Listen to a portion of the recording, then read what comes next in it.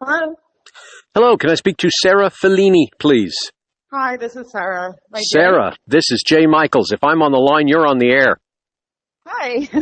Well, you're being recorded, but you know what I mean. Great. How's it Thanks going? so much for calling. Oh, my pleasure.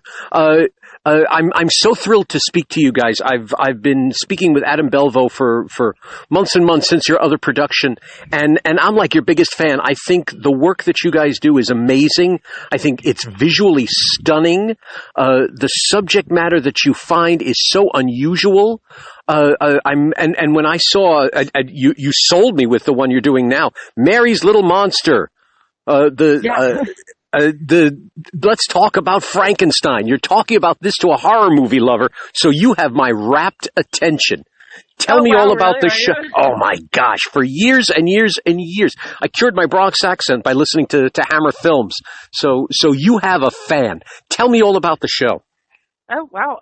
Yeah, it's about the literary competition that Mary Shelley had with Lord Byron, the poet, and her husband, Percy Bysshe Shelley, and John Polidori, who wrote the vampire legend. They were trapped in a Swiss mansion over in 1816, the year without any summer in Europe, in a Swiss mansion, and they had they were kind of free lovers and very interesting thinkers for the time, and over the period of a few months that they were in this mansion, they had a literary competition, and that produced Frankenstein, the novel Frankenstein. And it also produced essentially when you mentioned John Polidori, it meant it creates the basis that Bram Stoker read in terms of creating Dracula as well. So that's quite a moment that they spent in there. Yeah, it was a very interesting time too. It was like the convergence of a lot of like scientific ideas and the concept of death, and how they were just starting to explore electricity, and how how that would reanimate or seemingly reanimate lifeless beings. And so it was a very interesting time to be literary, or to be creative. To be a genius. Yeah, to be a genius. That's a nice time to be a genius. Now this is a very how is the show played? How is your production played? Are we looking at something scary? Are we looking at something deep? The pictures are absolutely stunning, and you all look absolutely eerie. Are we looking at something eerie, or are we taking what's the production scheme? There are definitely long passages that are eerie. I think basically the production is extremely intimate because it's being performed in one room of it's called a Torn Page. Yep. It's the historic home of Rip Torn and Geraldine Page. It's the home that they lived in, and it's this beautiful space. So it's like this kind of historic home. So you could go up a flight of stairs, and there's basically like a parlor that we're performing in. So it's basically like entering into Lord Byron's parlor, and so we'll be performing it extremely intimately. In the round. So basically everything is taking place in and out of the one room.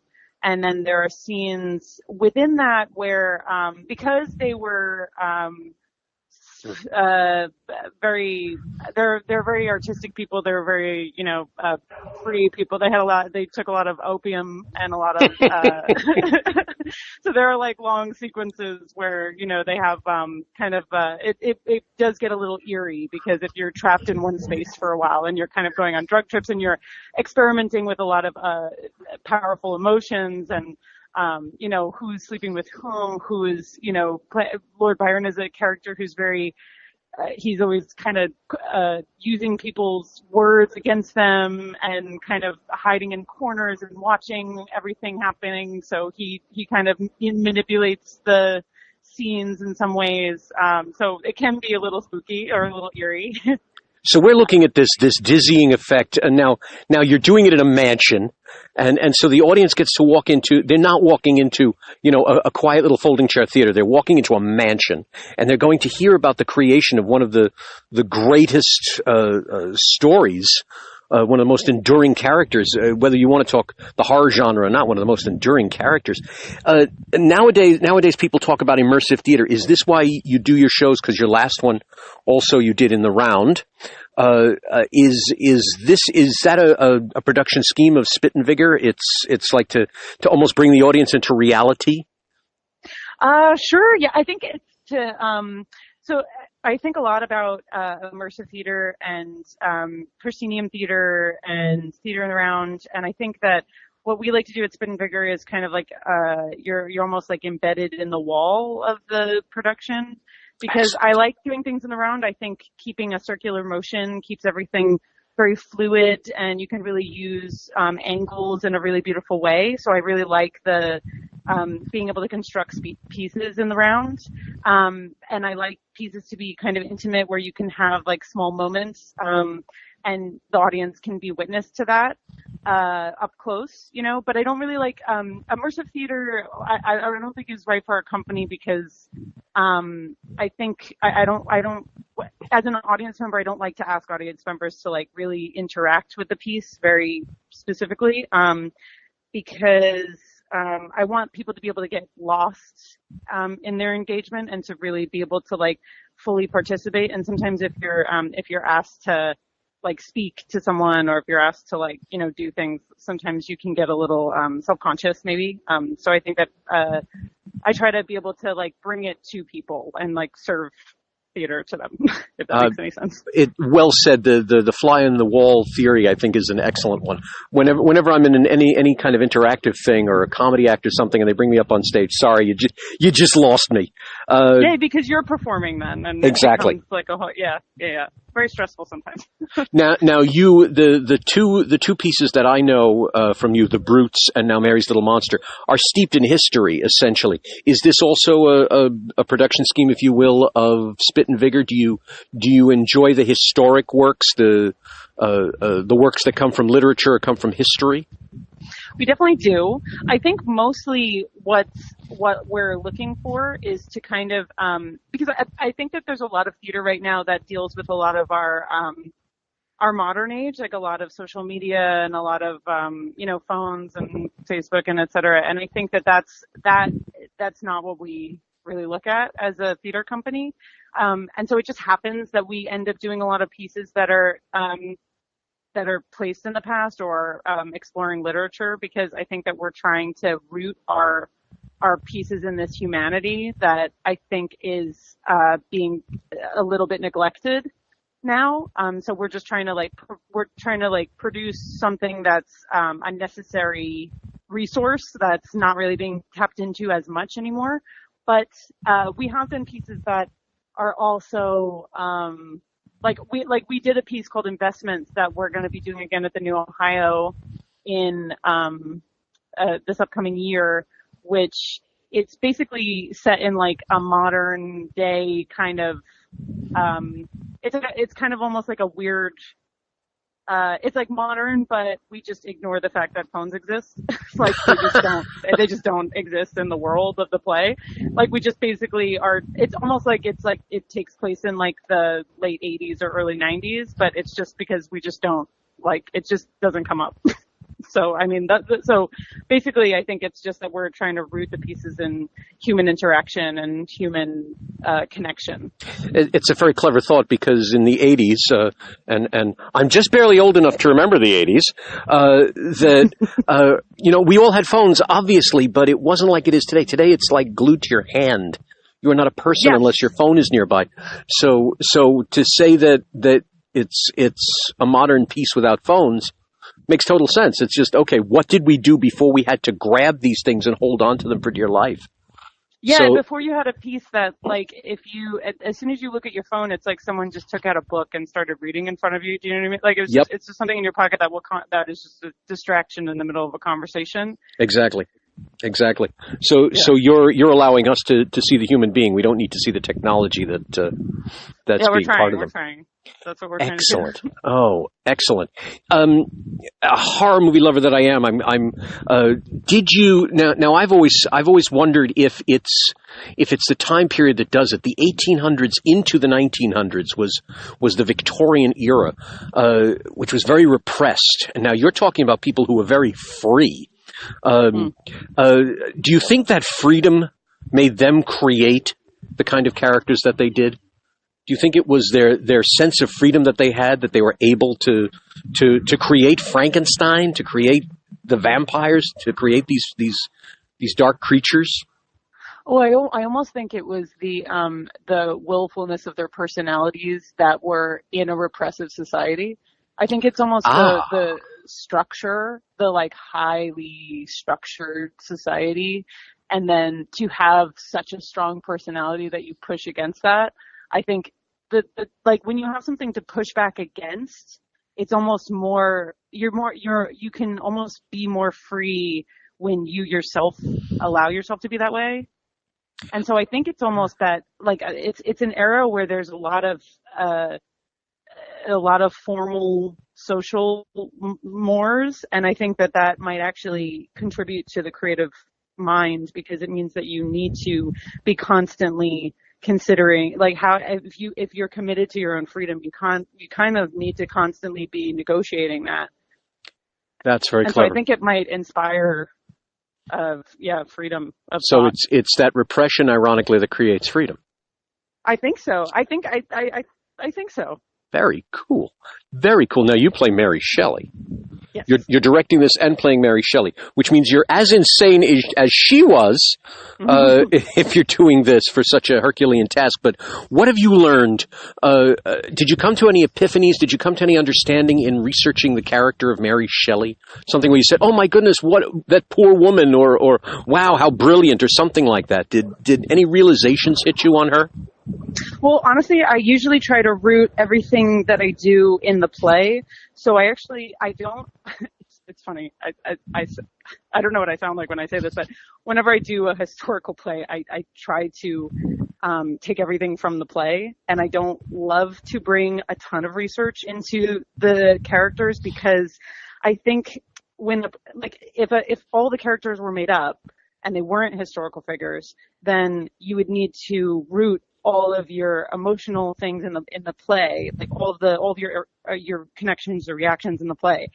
And so I try to come at it with that understanding, because I want an audience member who doesn't know anything about Mary Shelley, or doesn't know anything about Lord Byron or John Polidori or Clairmont or Percy Bysshe Shelley. Like, I want them to be able to understand it as well as they would if they knew a lot of things about them.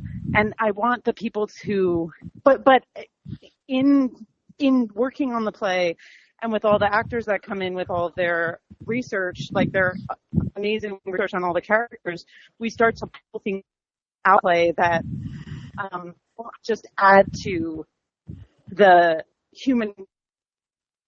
So I think she's a fascinating woman. I think that they're all fascinating people. But I think, I guess there wasn't anything specific that I like historically that I pulled out of Mary Shelley as a person, because I think that the Mary Shelley in the script is probably pretty than the person who lived. Mm-hmm.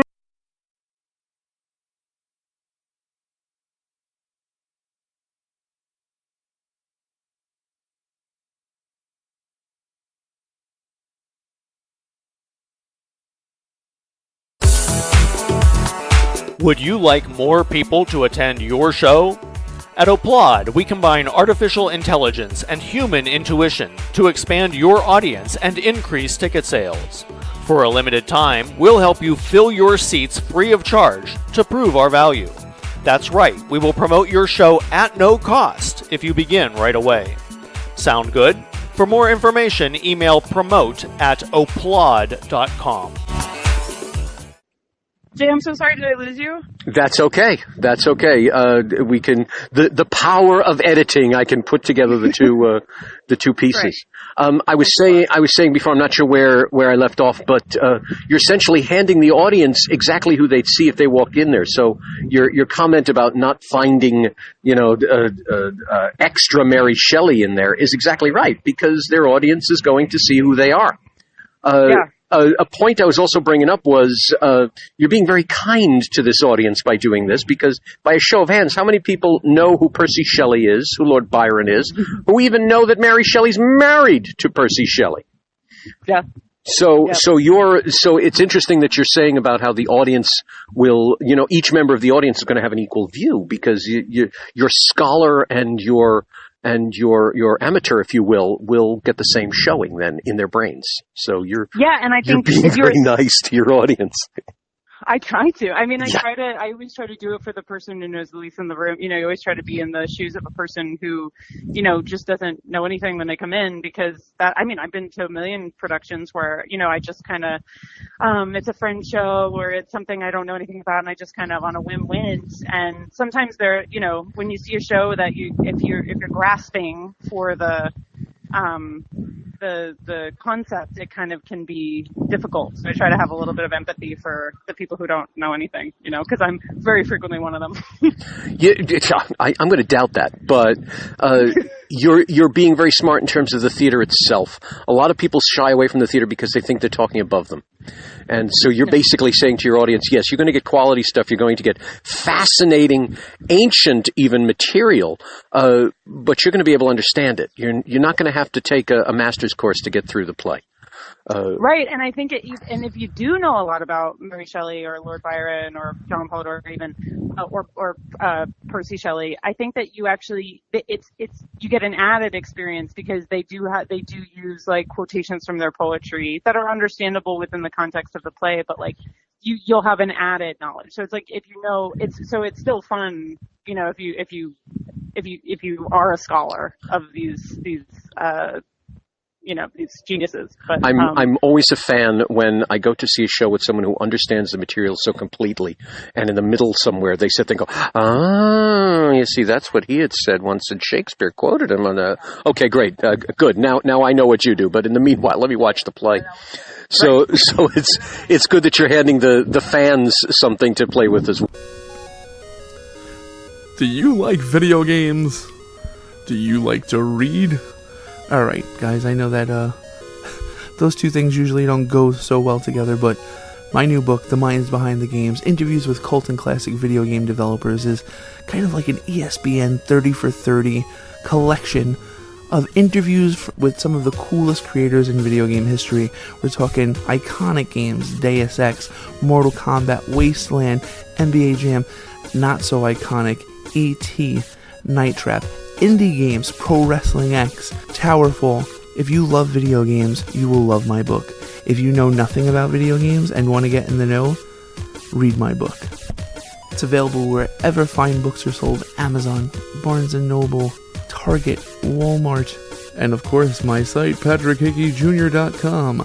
It's an awesome book. I had a ton of fun writing it, and simply put, if you want to get in the know and you want to find out stuff that's not even on Wikipedia, check it out. You won't regret it. Hi, I'm so sorry. That's okay. That's okay. I don't know what keeps happening. Modern technology. No, I may be in a dead zone or something like that, or the fates are not letting us talk about the movie and the play. What I was bringing up, there's a movie called Gothic. Have you ever seen the movie Gothic? No, I haven't. I know that you mentioned it before, but I've never seen it. Gothic is basically this. I'm so glad you said that. It's basically this story, but it's highly romanticized. It's about their evening together there, and I was curious if you had seen it and if this is anywhere near it, because that was highly romanticized. I'm getting the idea we're going to see a much purer version when we see this piece of yours.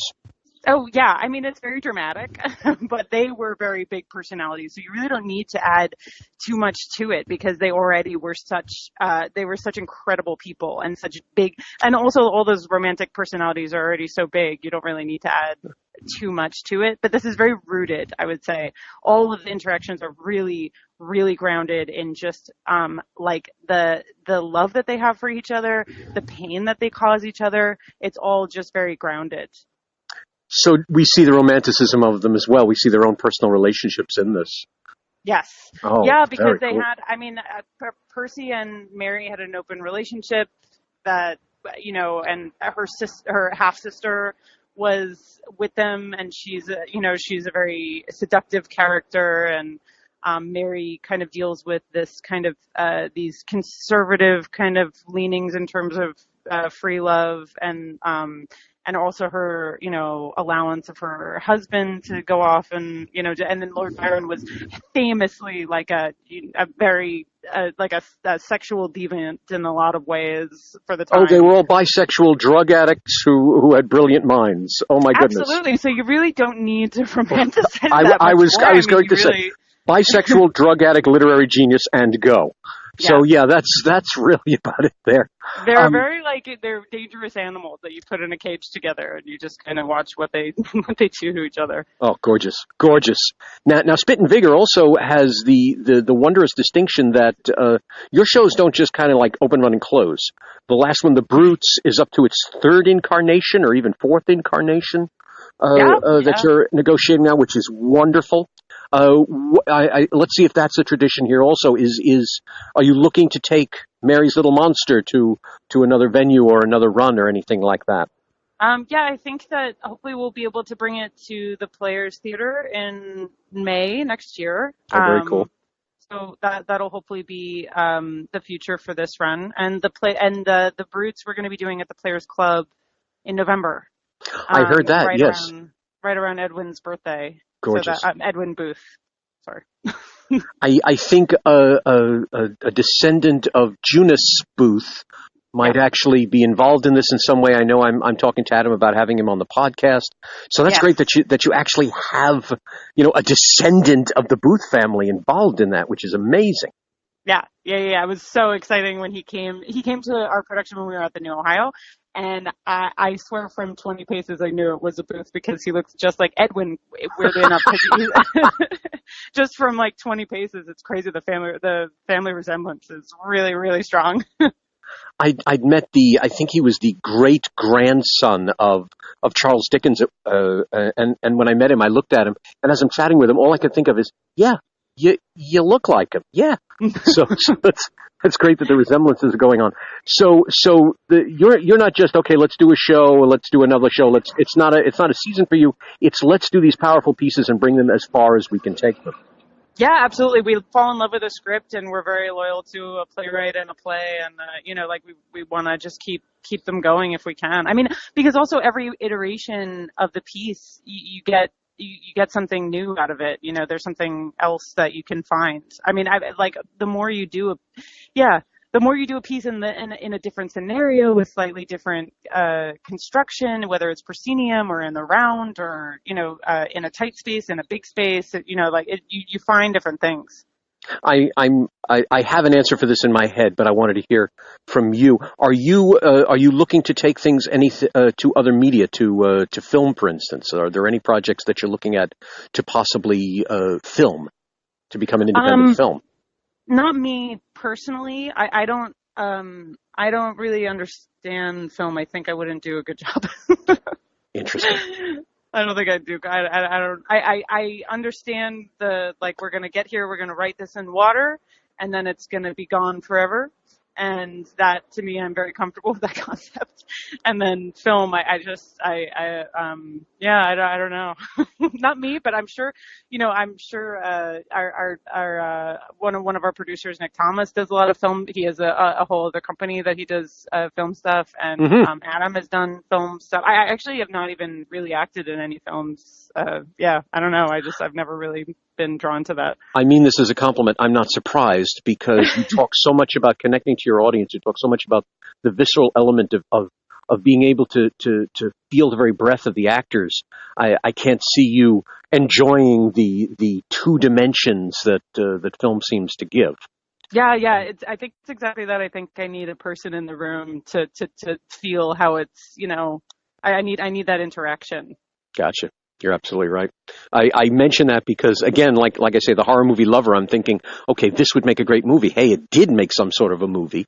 But I think we're going to get far more of a creepy feeling, far more of a romantic feeling, just far more of a feeling from seeing Spit and Vigor tell us how Frankenstein was started. Yeah. I think that's great. Your photos are gorgeous. It's making me can't wait to see the show.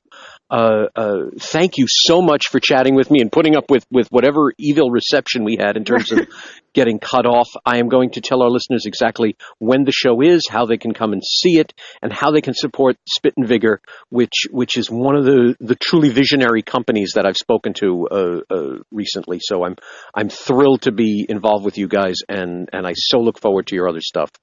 Thank you so much. Thanks so much for everything. Can't wait to see Mary's Little Monster. Thank you so much, Jay. My pleasure. I will talk to you soon. Bye-bye. Ciao.